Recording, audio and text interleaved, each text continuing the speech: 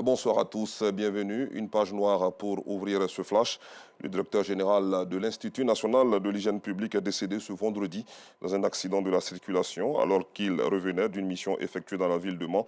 Le professeur Beignet Bivro Joseph laisse derrière lui un héritage indélébile dans le domaine de la santé publique. En tant que directeur général de l'INHP, il s'était engagé à promouvoir les normes d'hygiène strictes et à garantir la sécurité sanitaire de la population ivoirienne. Sa perte prématurée est un coup dur pour le secteur de la santé en Côte d'Ivoire. Direction le carrefour de la vie pour connaître l'ambiance qui prévaut aux heures de pointe.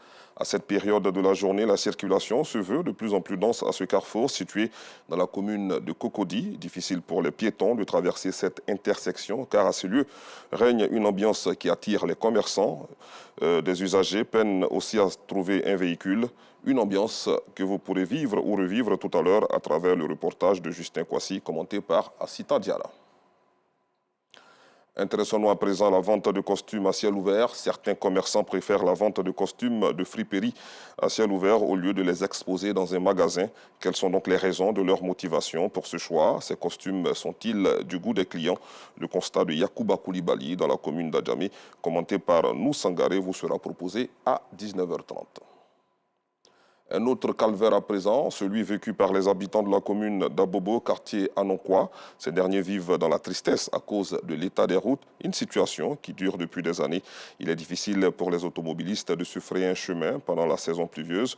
Ne sachant plus à quel sein se vouer, commerçants, automobilistes et riverains lancent des appels aux autorités compétentes pour qu'une solution soit trouvée à leurs problèmes.